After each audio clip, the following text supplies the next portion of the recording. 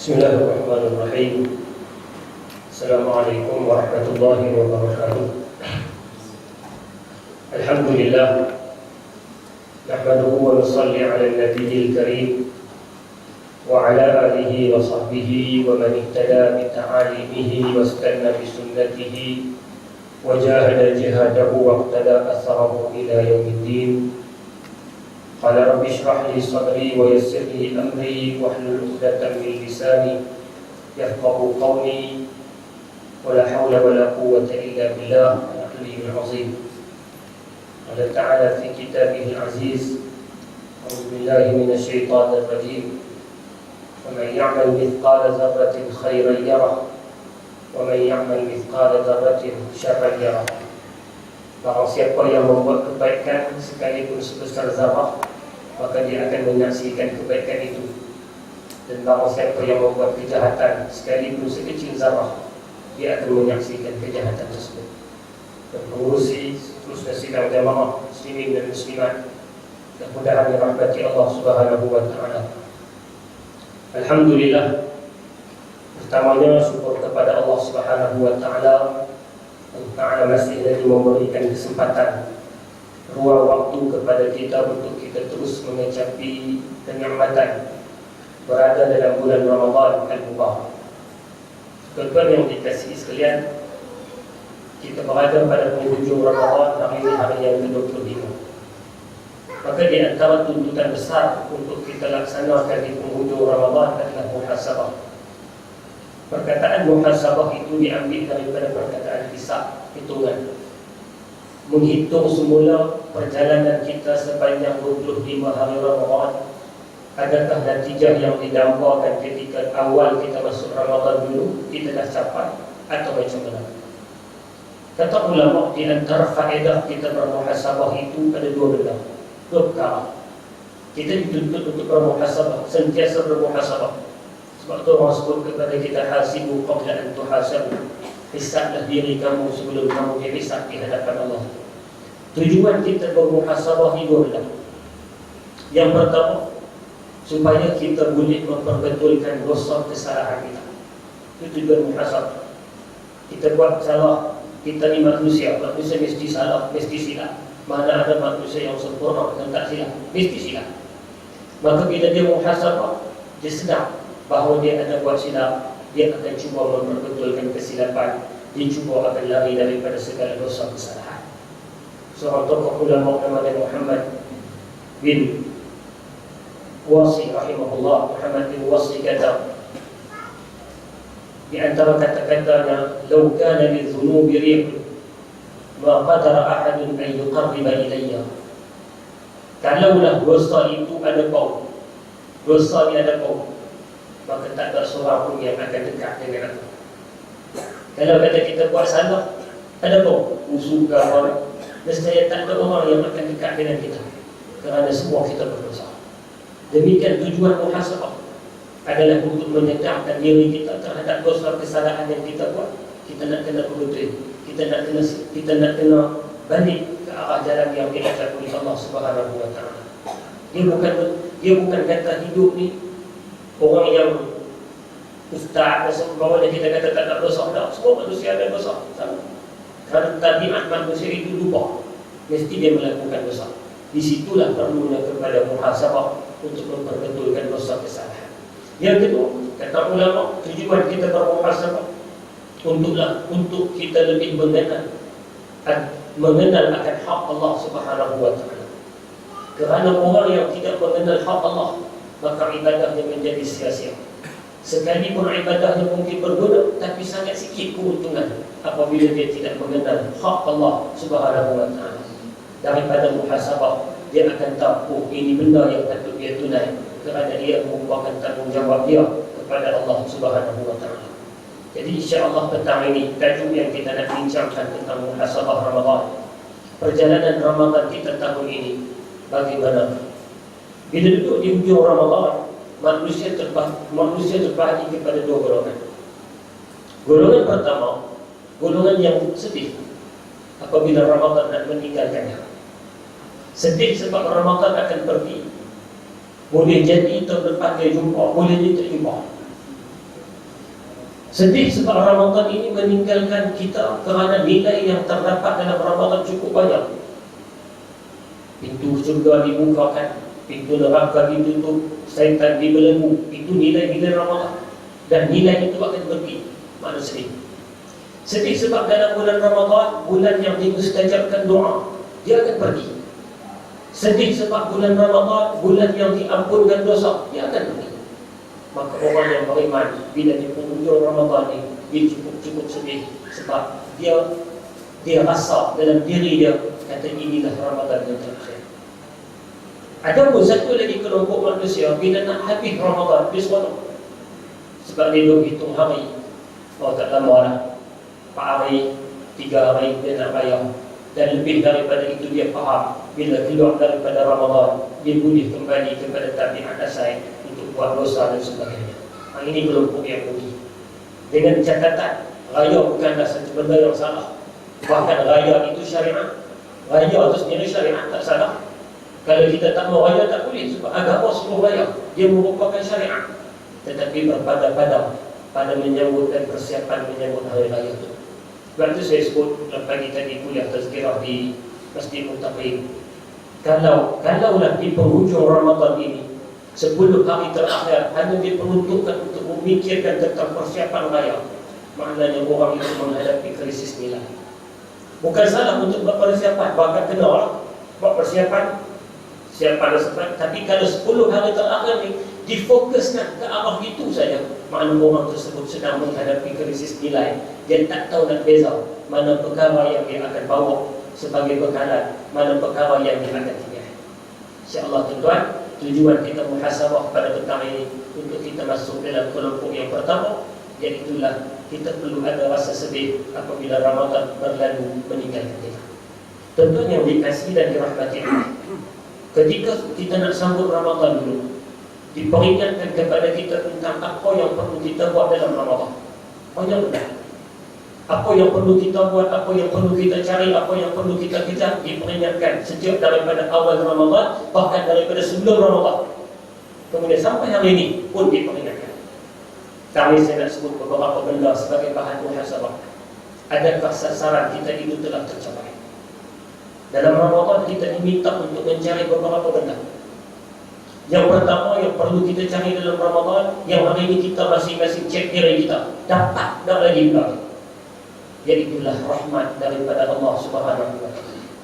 Yang pertama, sebab tu orang membaca hadis yang kata awwaluhu rahmah wa awsatuhu maghfirah wa akhiruhu itqun minan nar. Sekalipun sebahagian besar ulama menyatakan hadis ini statusnya dhaif, yang kata awal rahmat penuh keampunan ni status hadis ni dhaif. Tapi maksud dia rahmat itu seluruh dalam bulan Ramadan. Dia bukan separuh-separuh. Rahmat ada, keampunan ada. Yang pertama kita patut cari dalam Ramadan adalah ar-rahmah, kasih sayang Allah. Dapat tak lagi kita kasih sayang? Hati masing-masing. Saya sekadar nak sebut, saya tanya diri saya, tuan-tuan tanya diri masing-masing. Adakah kita telah mendapat rahmat daripada Allah Subhanahu wa taala? Di dalam surah At-Taubah, Allah Subhanahu wa taala sebut tentang ciri-ciri orang yang layak mendapat rahmat. Ciri mereka yang layak mendapat rahmat. Innal mu'minina wal mu'minat ba'dhuhum awliya'u ba'd ya'muruna bil ma'ruf wa yanhauna 'anil munkar wa yuqimuna as-salah wa yu'tuna az-zakah wa yuti'una Allah wa rasulahu ulaika sayarhamuhumullah. Allah Ta'ala kata ada 5 orang, 5 kriteria yang akan melayakkan seseorang itu mendapat rahmat Allah. Yang pertama, kelompok yang suka tolong-menolong pada perkara-perkara baik. Al-mu'minuna wal-mu'minat ba'dhuhum awliya'u ba'd. Orang beriman dia saling tolong-menolong pada perkara baik. Maka Ramadan ustaz tarbiyah untuk kita saling meringankan tangan kita, tolong-menolong pada perkara baik itu ruang untuk mendapat rahmat. Adakah kita dah laksanakan tuntutan itu sepanjang Ramadan? Kita masing-masing cek. Yang kedua, ya'muruna bil ma'ruf wa yanhauna 'anil munkar. Orang yang layak untuk mendapat rahmat adalah mereka yang menyuruh orang kepada kebaikan dan mencegah daripada kemungkaran. Buat tak lagi kita berdoa. Kita buatlah tugas kita yang hakiki, iaitulah ajak orang untuk jalan baik, cegah orang jalan kemungkaran. Yang ketiga, wa yuqimuna shalah, jalankan sembahyang. Orang yang ahli salat yang layak untuk mendapat rahmat Allah Subhanahu wa taala. Sebab itu Ramadan dia mengajak kita untuk berusaha bagi sembahyang kita jadi kualiti. Jadi kualiti, bukan kuantiti semata-mata. Ramai orang berebut kuantiti dalam Ramadan untuk sembahyang bagi banyak, bagus. Tapi yang lebih penting daripada itu adalah kualiti sembahyang. Sebab itu saya sebut di awal-awal dulu kita sekiranya mana-mana soal angka ni tak payah duduk. Tak apalah, tuan-tuan baguslah saya tengok depan tu 20 rakaat satu juzuk. Alhamdulillah, bukan banyak tempat boleh buat. Ada tempat dia jadikan kualiti, dia jadikan kuantiti. Nak buat 20 juga, sekalipun 20 dia dapat 20 tapi dia dapat baca satu ayat je. Saya pernah bayar satu nanti, tak payah sebut nak nama orang. Sampai nak nampak pun tak boleh. Dia baca laju semua satu ayat je. Satu ayat pokok dah lah iftitah tak ada. Tahiyat baca sampai tak Allahumma salli ala Muhammad, macam terkejar-kejar sesuatu. Betul, sembahyangnya 20 rakaat, tapi kualiti di mana? Perhatikan Al-Quran ketika menyebut tentang salat, semuanya digunakan perkataan iqam, perkataan muqim yang membawa maksud diri. Kerana sembahyang bukan cakap kuat tadi, sembahyang perlu didirikan, kualiti perlu dicari. Sebab itu angka tak perlu kita perdebatkan. Berapa nak buat? Berapa nak buat? Alhamdulillah kita buat 20 yang kualiti. Kalau buat 8, buat mana yang kualiti? Tapi kalau 8 pun tak kualiti, 20 pun tak kualiti, maknanya kita gagal untuk mendapat yang dinamakan sebagai iqam salah. Orang yang layak mendapat rahmat adalah kualiti sembahyang. Sembahyang tarawih dalam Ramadan, banyak kadang-kadang beberapa kesilapan yang bukan kesilapan, dia tak salah, tapi kekurangan. Yang pertama, kadang-kadang orang sembahyang tarawih ni dia tinggal iftitah. Dia salah iftitah, sedangkan iftitah itu belum tuntas. Sekalipun tak wajib, tapi dia nilai dia besar. Doa iftitah itu nilai besar. Ramai orang tinggal. Sebab apa tinggal? Imam tinggal. Bila imam tinggal, makmum pun tinggal. Lagi yang kedua, bukan salah, bukan saya kata salah, tapi kekurangan. Tahiyat yang saya sebut tadi, banyak orang baca tahiyat sampai separuh. Sedangkan ruang untuk kita berdoa yang terbaik adalah selepas tahiyat. Yang Nabi ajak kepada kita untuk minta 4 perkara. Allahumma inni a'udzubika min 'adzabil qabri wa min 'adzabin nari wa min fitnatil mahya wal mamati wa min fitnatil masiihid dajjal. Di hadis riwayat Muslim, minta 4 benda. Ya Allah, minta jauh daripada azab kubur, minta jauh daripada azab neraka, minta jauh daripada fitnah kehidupan dan kematian, minta jauh daripada fitnah dajjal. Nabi suruh baca bila selepas kita habis tahiyat akhir. Bila sebut habis tahiyat itu makna sampai habislah, sampai innaka hamidum majid, baca doa. Tapi bila tarawih, ramai duk nak ligat engkau. Bila nak ligat engkau, dia tinggal ini ruang untuk kita berdoa. Doa ni kalau sembahyang pun bagus, tapi doa yang paling afdal adalah dalam sembahyang. Sebab itu benda-benda ni kita cek balik, kita muhasabah balik supaya kita ruang untuk mendapat rahmat Allah itu luas. Yang keempat, orang yang dapat rahmat Allah siapa dia? Wa yu'tuna zakat. Mereka yang mengeluarkan zakat. Dan sebab itu Ramadan dia dikaitkan dengan zakat. Macam di hujung-hujung ni kita peringat tentang zakatul fitrah. Dikaitkan. Sekalipun zakat fitrah bila dia kecil lah, tak besar mana, tapi turut diingatkan supaya kita menjadi orang yang menunaikan zakat. Dan yang kelima, wa yuti'ullah wa rasulah, orang yang taat penuh kepada Allah. Ini 5 kelompok ni berpeluang untuk mendapat rahmat. Yang kata taat ni dalam bulan Ramadan praktikal dia cukup cantik. 7.37 hari ini. Ada siapa-siapa berani buka pukul 7.30? Tak berani. Sebab apa tak berani? Taat gitu. Taat itulah yang latihan dalam Ramadan. Nak buat keluar dia bahawa bukan sekadar kita taat betul kepada Allah dalam masa bulan Ramadan, tapi taat kita juga di luar daripada bulan Ramadan. Tentu yang dikasih sekalian, perkara pertama yang kita nak kena cari adalah rahmat, kasih sayang Allah. Dapat kasih sayang Allah, insya-Allah kita akan bahagia dunia dan akhirat. Masalahnya kita tak tahu, melainkan kasih sayang ini, rahmat Allah Ta'ala ini kita yang merasa. Orang tak tahu, sebab dia bukan satu benda yang nampak.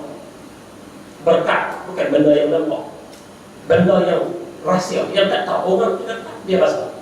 Maka perkara pertama kita nak kena kejar, nak kena cari adalah rahmat ataupun kasih sayang Allah Subhanahu wa taala dalam bulan Ramadan. Yang kedua, benda yang kita kena cari ini sebagai muhasabah. Mungkin kita kata nak kena cari apa masa wujud dah, kita nak kena cek dapat tak lagi enggak. Ada orang pengat dah di awal-awal. Dalam Ramadan kita nak kena cari maghfirah, keampunan Allah Subhanahu wa taala. Keampunan Allah. Sebab itulah Sayyidatina Aisyah dan beberapa sahabat-sahabat lain tanya kepada Nabi, apakah doa yang patut kami amalkan bagi mendapat ataupun ketika kami mendapat malam al-qadar? Doa apa? Nabi kata, bacalah, Allahumma innaka afuwun tuhibbul afwa fa'fu anni. Ya Allah, Engkaulah yang Maha Penerima ampun. Engkau sangat suka kepada orang yang minta ampun, maka ampunkanlah kami. Ulang itu cukuplah. Allahumma innaka afuwun tuhibbul afwa fa'fu anni. Kerana kita amat mendambakan maghfirah, keampunan daripada Allah Subhanahu wa taala. Jadi kita nak kena tanya diri kita, adakah kita dah mendapat keampunan? Allah Taala sebut dalam surah Az-Zumar. Allah Taala sebut dalam surah Az-Zumar, "Qul li'ibadiy allazina asrafu 'ala anfusihim la taqnatu min rahmatillah, innallaha yaghfiru dzunuba jami'a, innahu huwal ghafurur rahim." Wahai Muhammad, katalah kepada hamba-hamba aku yang terlampau, yang terlebih, yang terlajak. Bila manusia ini hidup ada lajak, terbabah. Kata kepada mereka yang terlajak, yang terbabah ini, la taqnatu min rahmatillah, jangan putus asa daripada rahmat Allah. Innallaha yaghfiru dzunuba jami'a, sesungguhnya Allah Taala Maha Pengampun terhadap segala dosa kesalahan. Innahu huwal ghafurur rahim, sesungguhnya Allah bersifat dengan pengampun dan penyayang. Jadi tuan-tuan, itu harapan yang Allah Taala beri, belayan yang Allah Taala beri kepada kita, pujukan untuk kita sentiasa mengharapkan keampunan daripada Allah Subhanahu wa taala. Kita buka dalam kitab Riyadhus Shalihin sebagai contoh. Ada hadis yang cukup popular, cerita tentang macam mana seorang pemuda Bani Israel yang telah membunuh 99 orang, yang akhirnya bila dapat satu kesedaran nak minta ampun, dia bertaubat kepada Allah. Dia ringkaskan cerita, dia bertaubat dan Allah Taala terima taubat. Sekalipun dah bunuh sampai 99 orang. Kita juga baca cerita macam mana Nabi sebut tentang seorang pelacur. Dia boleh masuk syurga kerana apa? Dia kembali kepada Allah dalam keadaan bertaubat. Makna dia bernilai besar orang yang bertaubat. Dan kita nak kena mengharapkan keampunan daripada Allah Subhanahu wa taala. Ramadan adalah madrasah yang untuk kita mendapatkan benda itu. Soalnya hari ini hari 25 lah, kita nak kena tanya, sampai tak lagi kita kepada keampunan Allah Subhanahu wa taala? Itulah yang Nabi bagi satu hadis. Nabi cerita sahabat cerita satu hadis yang mana Nabi naik ke mimbar. Mungkin orang tersebut banyak hadis tu. Nabi sebut amin, amin, amin. Sahabat tanya sebab apa doa amin? Nabi kata ketika aku naik tangga pertama, Jibril sebut sekian. Sampai anak tangga ketiga, Jibril kata apa? Amat rugi dan malanglah orang yang memasuki Ramadan dan keluar daripada Ramadan, dia tidak mendapat keampunan daripada Allah Subhanahu wa taala. Rugi. Masuk Ramadan, ruang untuk dapat keampunan dia terbuka, tiba-tiba keluar dalam keadaan dosa tak ampun. Orang macam ni. Jadi kita nak kena muhasabah diri kita masing-masing sambil kita mengharapkan kepada Allah. Sebab itu konsep kita dalam beribadah ni kita kena ada dua. Satu adalah ar-raja, satu lagi kena ada al-khauf. Kita kena mengharap pada Allah, kita kena ada rasa takut pada Allah. Beribadah ni kena ada rasa harap supaya ibadah kita diterima. Dan takut, imbang, takut tak diterima. Mana kita tengok. Jangan kita harap saja tanpa ada rasa takut. Jangan takut tanpa rasa. Kita bergantung penuh pada Allah dengan kita mengharapkan dan kita juga rasa bimbang, takut amalan kita itu kurang. Itu tuan yang kedua kita nak kena cari dalam Ramadan adalah maghfirah, keampunan. Yang ketiga, dalam bulan Ramadan apa lagi kita nak kena cari yang kita nak kena muhasabah balik hari ini kita dapat tak lagi benda itu adalah hidayah. Syahrul Ramadan allazi unzila fihi al-Quran hudan lin-nas. Bulan Ramadan dia turunkan Al-Quran. Quran itu tugas dia apa? Hudan linnas, pembawa hidayah kepada manusia, pemberi hidayah kepada manusia. Maka kita ditugaskan untuk mencari, mengejar yang nama hidayah. Dan hidayah itu tak akan main, melainkan dia kena perantara dia adalah Al-Quranul Karim. Jadi Ramadan, hubungan kita dengan Al-Quran macam mana? Hubungan kita dengan Al-Quran macam mana? Adakah kita nak jadi orang yang membaca Al-Quran? Adakah kita nak jadi orang yang cuba memahami Al-Quran? Adakah kita telah menjadi orang yang cuba mengamalkan Al-Quran, mentadabbur isi-isi Al-Quran? Kalau belum, maknanya dalam tempoh yang hujung-hujung inilah kita nak kena usaha tingkatkan diri kita untuk dekat dengan Al-Quran. Soalnya bukan berapa kali khatam, soalnya kita dah tadabbur, kita dah cuba faham, kita dah cuba masukkan Al-Quran itu dalam diri kita. Khatam itu satu bagus, bukan salah khatam, bahkan bagus yang digalakkan. Orang selalu cerita tentang Imam Syafi'i yang khatam dalam bulan Ramadan 60 kali. Orang cerita ulama tu khatam banyak kali. Bagus, tapi tahap kita ni mungkin sekali itu dah banyak, mungkin 2 kali itu terlalu banyak. Yang lebih penting adalah bagaimana hubungan kita dengan memahami isi-isi Al-Quran ini, kerana dia merupakan petunjuk yang dinamakan hudan linnas wa bayyinatin minal huda, dan dia penerang kepada petunjuk tadi. Kita dapati sejarah para sahabat radhiyallahu ta'ala alaihim ajma'in. Mereka dapat hidayah dengan Al-Quran. Mereka dapat hidayah dengan Al-Quran. Sayyidina Umar Al-Khattab, orang yang cukup hebat. Kita baca sejarah, hebat sebelum daripada Islam dan hebat selepas Islam. Bagaimana dia dalam satu ketika nak masuk Islam, tujuan asal dia dicari seorang yang dia dengar kata ada orang masuk Islam, dia marah, dia nak dibunuh. Sampai tengah jalan, orang kata kepada dia, Umar, yang kalau orang masuk Islam, adik hang Fatimah itu pun dah masuk Islam. Kalau orang ni masuk Islam, adik hang dia masuk Islam.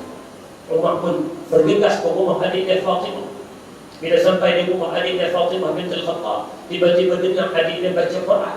Ayat yang cukup lembut, ayat yang cukup membelai. Taha ma anzalna 'alaika al-Qur'ana litashqa illa tazkiratan liman yakhsha tanzilan mimman khalaqal arda was samawati al-'ula ar-rahmanu 'alal 'arsy istawa.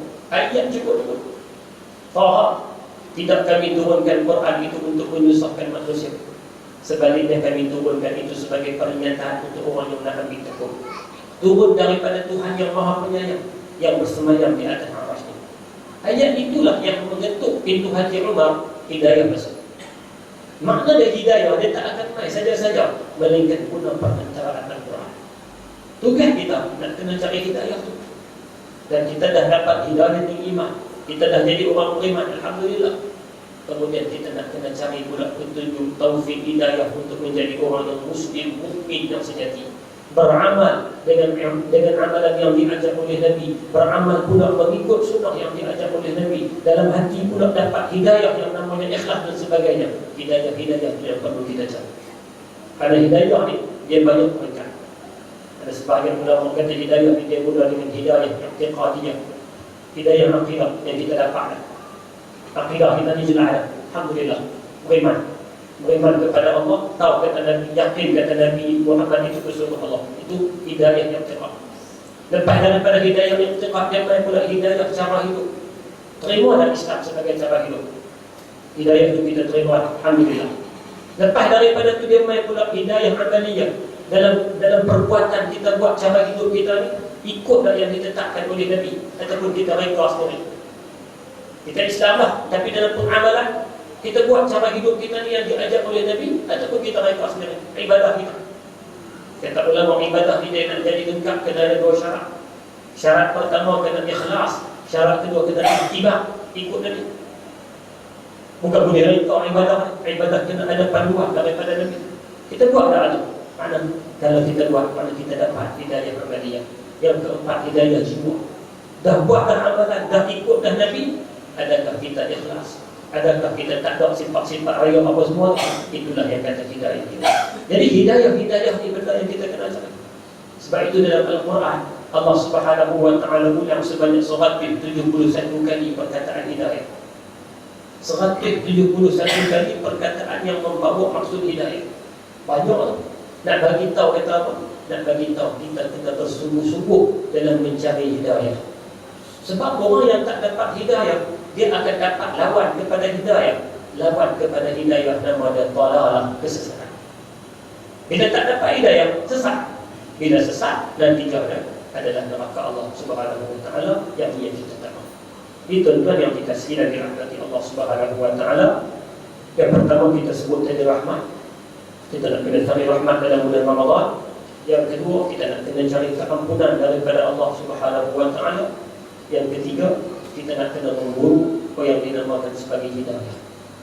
Memburu hidayah supaya bila hidayah masuk dalam diri kita, jiwa iman kita akan terus subur, lalu kita akan menjadi hamba yang terbaik di sisi Allah Subhanahu wa taala. Tuan-tuan yang dikasihi dan dirahmati Allah Subhanahu wa taala, benda lain yang patut kita cari dalam Ramadan selain daripada berkat dan sebagainya, sudah tentulah sasaran akhirnya untuk menjadikan diri kita ini orang yang bertakwa. Kerana itulah tujuan Ramadan. Kutiba alaikumus shiyam kama kutiba alal ladzina min qablikum la'allakum tattaqun. Telah difardukan kepada kamu wahai orang yang beriman seperti difardukan kepada orang-orang sebelum kamu. Fardu apa? Puasa. Tujuannya la'allakum tattaqun, mudah-mudahan kamu bertakwa. Sebagian ulama kata la'alla ni dalam bahasa Arab membawa maksud moga-moga, mudah-mudahan. Tapi tak ayat puasa ni dia membawa makna pasti. Kalau betul-betul puasa, pasti kamu bertakwa. Makna kalau tidak mendapat ketakwaan hasil daripada puasa, puasa itu masalah. Kalau dia tidak mendapat nilai takwa hasil daripada puasa, maknanya puasa itu bermasalah. Kerana Al-Quran sebut la'allakum tattaqun, kamu pasti bertakwa apabila kamu berpuasa. Maka puasa yang macam mana? Puasa yang kita katakan iman dan wahtisabah, puasa yang ada kualiti, penuh keimanan dan penuh pengharapan kepada Allah Subhanahu wa taala. Adakah kita telah mencapai nilai takwa tersebut? Takwa yang diberikan takrifan oleh banyak ulama. Antaranya Sayyidina Ali karramallahu wajhah, dan mungkin selalu dengar orang sebut. Kata Sayyidina Ali, takwa itu ada 4. Al-khawfu bil jalil, wal 'amalu bit tanzil, wal ridha bil qalil, wal isti'dad li yawmir rahim. Ini takwa. Yang pertama, al-khawfu bil jalil, takut pada Allah Taala, takwa. Takut, kena ada rasa takut, rasa turun terhadap Allah Subhanahu wa taala. Yang kedua, al-'amalu bit tanzil, takut saja tak cukup, dia kena beramal dengan segala apa yang diturunkan. Quran dan hadis kena beramal, barulah takwa. Selepas itu, wa ridha bil qalil, ridha dengan apa yang Allah Taala kurniakan kepada dia, sekalipun sikit. Dan ridha bukan menafikan kata kita perlu berusaha kena, tapi ridha dengan apa yang Allah Taala kurniakan kepada kita. Dan yang keempat, isti'dad li yaumir rahim, kita kena ada persiapan untuk hari kita nak bertemu Allah Subhanahu wa taala. Bila ada 4 benda ni, kata Sayyidina Ali, itulah alamatul taqwa, alamat ketakwaan. Ubay bin Ka'ab pula, apabila ditanya oleh Umar Al-Khattab, wahai Ubay, apakah makna takwa? Ubay kata kepada Umar, pernahkah kamu jalan-jalan yang ada duri? Umar kata, pernah. Kamu buat macam mana? Aku elak, aku lari, aku langkah, aku buat semua supaya tak terkena duri. Ubay kata, itulah takwa. Makna dia apa? Hati-hati dalam perjalanan di atas dunia ini, itulah takwa. Jadi tuan-tuan, kita nak kena cek, kita nak kena muhasabah, kita nak kena tekuk dada, kita tanya diri kita, adakah kita mencapai takwa hasil daripada puasa ini? Kalau takwa itu tidak capai lagi, mana puasa kita ada benda yang tak kena. Dan kalau kita dapat takwa, itulah natijah akhir yang kita dambakan. Kerana orang yang bertakwa, dia tidak ada tempat yang selayaknya melainkan jannah, syurga Allah Subhanahu wa taala. Al-Quran ulang perkataan takwa sebanyak 258 kali, nak bagi tahu betapa perlunya untuk kita sering mencari nilai takwa di sisi Allah Subhanahu wa taala. Waktu kita hari Jumaat kita dengar khatib pesan, saya berpesan kepada diri saya dan kepada seluruh jamaah setiap minggu untuk kita bertakwa kepada Allah. Minggu depan main pula, sebut pula. Minggu terus itu main pula dan disebut. Ni kita nak raya hari Khamis, khutbah baca takwa pada Allah. Esok Jumaat sembahyang Jumaat sebut pula. Sebab penting pesanan tentang takwa. Pesanan tentang takwa ini sangat-sangat penting. Kerana manusia sifat dia adalah lupa. Maka sebab itu dia kena ulang-ulang bertakwa. Bahkan Al-Quran telah mengarahkan kita dalam surah Al-Hasyr, ya ayyuhallazina amanu taqullaha wal tanzur nafsum ma qaddamat lighadin wattaqullah. Wahai orang yang bertakwa, wahai orang yang beriman, bertakwalah kamu kepada Allah dan lihatlah persiapan apa yang kamu nak bawa untuk hari kemudian. Sebagian ulama dia mengambil istimbat ayat ini, dia kata apa? Kefahaman ayat ini, di sinilah Al-Quran mengajak untuk kita bermuhasabah terhadap amalan yang telah lalu. Sebab itu Al-Quran kata, lihat apa persiapan yang kamu buat, baru muhasabah. Cara ini kita muhasabah balik, cek balik apa persiapan yang kita nak bawa untuk hari kemudian. Dia ulang-ulang, wattaqullah, takwalah. Mana penting takwa? Di samping kita muhasabah, kita cuba memperbetulkan diri kita ke arah jalan yang lebih baik. Maka takwa itu akan datang dalam diri kita. Kita akan menjadi orang yang muttaqi. Sasaran daripada puasa adalah kamu bertakwa kepada Allah Subhanahu wa taala. Itu tuan yang dikasihi dan dirahmati Allah Subhanahu wa taala. Itu 4 benda yang kita cari dalam Ramadan: rahmat, kasih sayang Allah, maghfirah, keampunan daripada Allah, hidayah, petunjuk daripada Allah.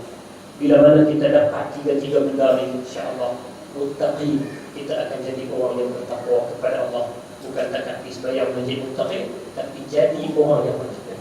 Orang yang muttaqi, orang yang bertakwa. Dan semua perkataan-perkataan ini yang sukar nak digambarkan dalam bentuk rahmat tu apa? Tak tahu nak tunjuk. Hidayah tu apa? Kita tak tahu nak tunjuk. Melainkan bagi orang yang dapat, dia tahu, oh ini merupakan rahmat Allah, ini merupakan keampunan, ini merupakan hidayah, dan ini merupakan takwa. Jadi tuan-tuan sekalian, kita balik masing-masing, kita muhasabah diri kita. Bila-bila kita muhasabah balik, kita letak tangan atas diri, kita fikir balik Ramadan 25 hari ini, dia memberi apa kepada kita. Dan ke arah mana kita nak keluar daripada Ramadan ni, kita nak dapat apa? Kita nak terus macam mana? Kita sudah tentulah nak jadi orang yang terdidik dengan Ramadan. Bagaimana Ramadan mendidik kita menjadi orang yang begitu disiplin, orang yang taat, orang yang sabar, orang yang benar. Semua sifat ini kita nak bawa keluar dalam Ramadan. Jangan sampai luar saja Ramadan kita terlupa habis benda-benda yang telah kita buat dalam Ramadan. Kita kembali kepada tabiat asal. Bila balik kepada tabiat asal, budi kita jadilah seperti itik.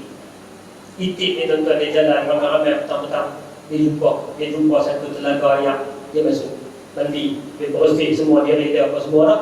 Dia keluar nak balik rumah tuan dia, jalan, jumpa pula satu lopak lecah, orang tak layak juga. Dia kata cantik, masuk sekali lagi, kotor pula, balik rumah dalam keadaan kotor. Kalau manusia dalam Ramadan, masuk Ramadan dia cuci lah, cuci cantik semua lah, keluar Ramadan dia lupa, masuk pula dalam lopak-lopak lecah-lecah tadi, kotor pula.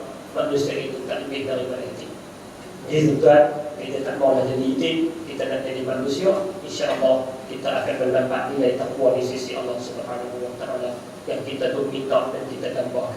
Tuan-tuan sekalian, Ramadan tahun ini 1434, ketika kita mula-mula masuk dulu, kita berhadapan dengan bermacam masalah ataupun isu-isu baik antara bangsa dan negara. Antara bangsa kita berhadapan dengan isu tekanan yang dihadapi oleh rakan-rakan kita baik di bumi Syria yang telah memasuki tahun yang ketiga, rakan-rakan kita di Mesir yang belum selesai masalah mereka. Umat Islam di Palestin sudah bertahun-tahun menghadapi masalah yang sama. Benda-benda ini perlu kepada muhasabah juga. Kita kena tanya diri kita, sepadan manakah kita beri sumbangan kepada mereka, bukan dalam bentuk wang ringgit, tetapi dalam bentuk pengharapan dan doa kita. Dan bagaimana kita pilih. Kita kata kita banyak nak baca doa, betul tak kita baca doa? Kita kena cek balik, adakah kita berdoa dalam keadaan betul-betul ikhlas, mengharapkan moga-moga Allah Ta'ala lapangkan saudara-saudara kita di sana. Tuan-tuan dan dikasih sekalian, di hujung-hujung ini, marilah kita muhasabah diri, marilah kita betulkan diri. Dan jangan lupa, satu lagi amalan yang sangat-sangat ditekankan adalah kita berdoa, moga-moga Allah Ta'ala lapangkan kita di sini, lapangkan umat Islam di seluruh dunia, di Malaysia, di seluruh dunia, supaya keisahan Islam itu dapat dikembalikan, dan sumbangan yang boleh kita beri adalah doa kepada Allah Subhanahu wa taala. Saya rasa untuk hari ini dan bagi di sini semoga ada manfaat dari bahan yang kita sampaikan. Saya sekadar ulang saja, muhasabah saja. Tuan-tuan sekalian, saya sendirilah yang masing-masing kita nak kena cek diri kita. Saya sekadar menyampaikan insya-Allah, dan hujung sedikit saya sebut lagi, kita nak sambut hari raya, maka marilah kita sambut hari raya secara sunnah. Kalau kita sambut hari raya yang nak masuk yang nak sampai ini, kita sambut secara sunnah. Jangan hari raya kita modify akhirnya raya yang kita sambut itu raya yang kita reka sendiri, tidak mendapati sunnah Nabi sallallahu alaihi wasallam. Adakah nak seronok salah? Tak salah. Bahkan Nabi pernah tegur Abu Bakar As-Siddiq. Apabila Abu Bakar tegur beberapa orang yang berseronok bersukaria pada hari raya, Nabi kata, biarkan Abu Bakar, kerana ini adalah hari raya, hari seronok. Maka seronok hari raya itu tak salah. Tapi seronok yang sampai tahap mana? Dia ada batasnya. Dia bukan seronok, boleh seronok semua. Tak.